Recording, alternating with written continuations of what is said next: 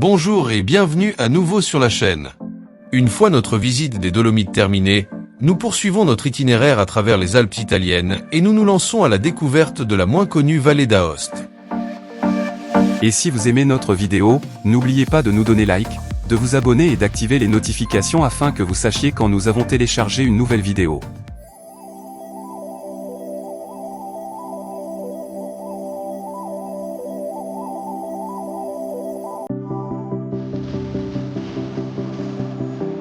Après avoir exploré les mythiques Dolomites où nous reviendrons car il reste encore des lieux à visiter, nous continuons notre route à travers les Alpes italiennes, traversant le nord de l'Italie d'est en ouest, un trajet que nous avons effectué autant que possible par autoroute, car, comme nous l'avions mentionné au début de notre voyage dans les Dolomites, les routes secondaires italiennes ne sont pas en très bon état.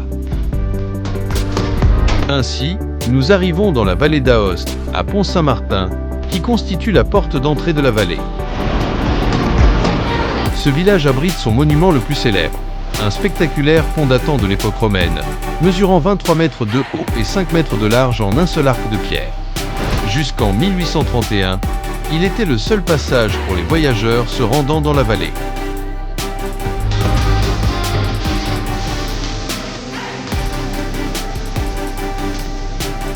Avec la vue de ce pont extraordinaire, nous entrons dans la vallée d'Aoste, en commençant par la vallée de Gressoney, aussi appelée vallée du Lys, qui, depuis Pont-Saint-Martin en suivant le cours du fleuve Lys, nous mène jusqu'au massif du Mont Rose, où se trouve le refuge de montagne le plus haut d'Europe, à 4500 mètres d'altitude. Nous pénétrons dans cette vallée parsemée de villages walsers, qui conservent les traditions, la langue et l'architecture de leurs ancêtres. Ce sont des populations d'origine germanique, arrivées ici à la fin du Moyen-Âge depuis le Haut-Valais, apportant avec elles leurs traditions et leur propre langue, le Teach.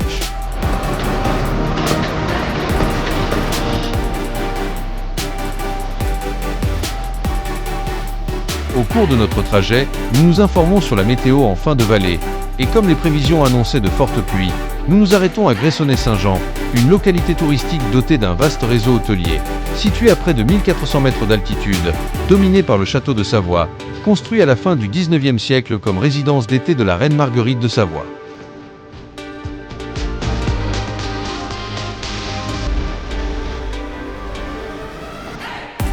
Depuis Gressoney-Saint-Jean, nous commençons notre visite des différents villages de la vallée, en nous arrêtant d'abord à Gaby.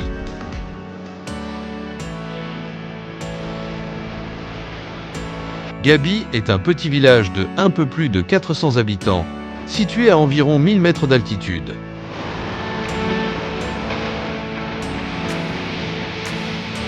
Gaby est connu pour la présence des rascars, constructions en bois d'origine franco-provençale, que l'on retrouve fréquemment ici, aux côtés d'autres bâtiments entièrement en pierre.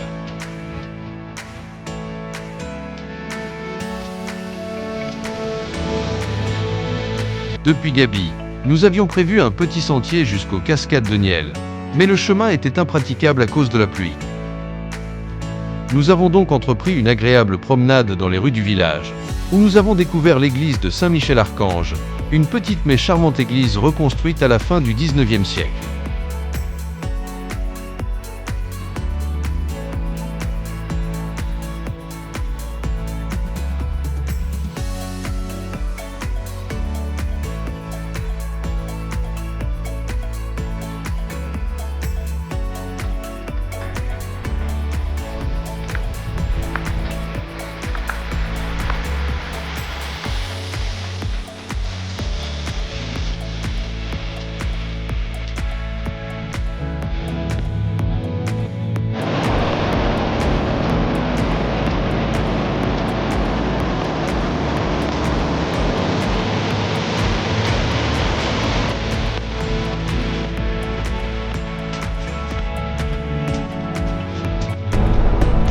Après cette courte mais plaisante promenade à Gaby, nous poursuivons notre route à travers la vallée du Lys, et peu de temps après, nous arrivons à Issy.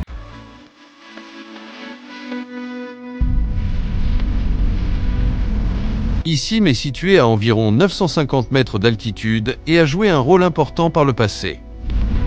En effet, au XVIe siècle, sous la domination de la maison du Valais, on y trouvait le tribunal.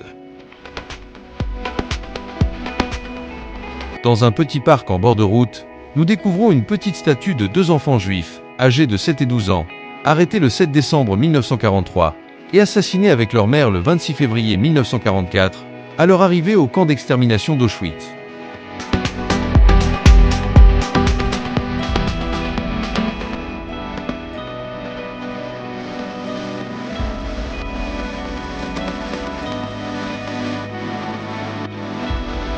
Un incontournable à Issim est l'église de Saint-Jacques, dont l'extérieur présente 15 magnifiques chapelles décorées des mystères du rosaire. Sur la façade de l'église, on peut admirer une fresque impressionnante représentant le jugement dernier.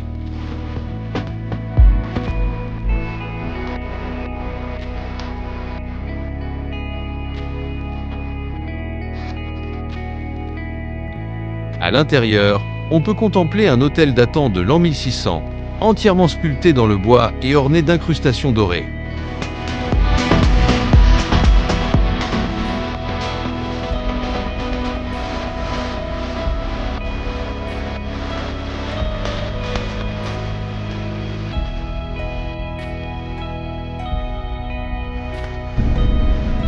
Après Issim, nous poursuivons notre itinéraire dans la vallée et arrivons rapidement à Fontaine-Maure.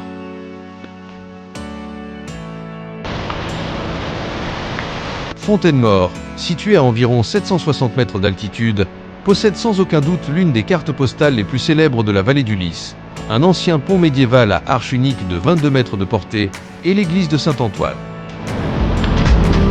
Cet ensemble architectural, avec en arrière-plan les montagnes majestueuses, est des plus photogéniques, ce qui a permis à Fontaine-Maure de figurer parmi les plus beaux villages d'Italie.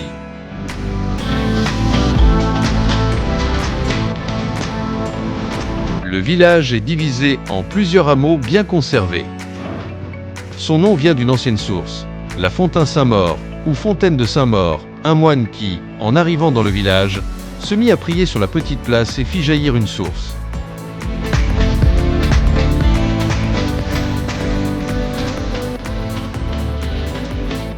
Après avoir traversé le célèbre pont de pierre datant au moins du XVIIe siècle, nous atteignons l'église de Saint-Antoine, construite en 1494, mais à laquelle nous n'avons pas pu accéder car elle était fermée.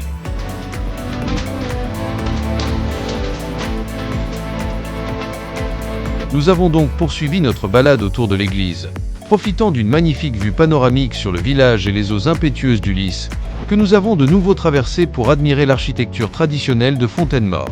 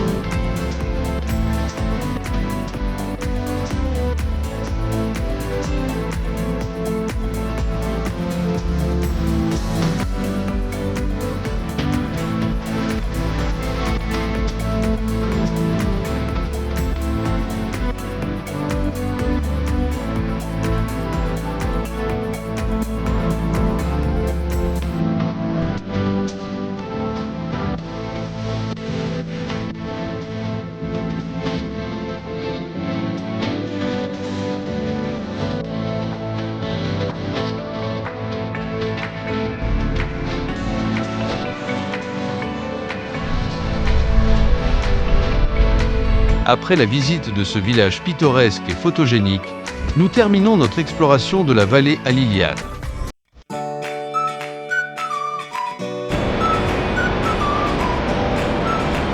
Liliane est le premier noyau habité que l'on rencontre en remontant la route de la vallée du Lys, située à environ 650 mètres d'altitude.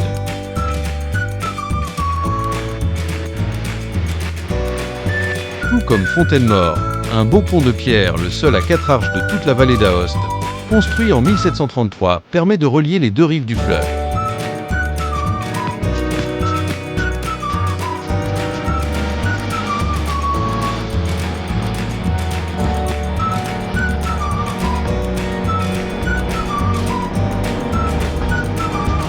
Ce pont nous conduit à l'église de Saint-Roch, datant du début du XVIIe siècle, avec un clocher du XVe siècle reconstruit 2 siècles plus tard.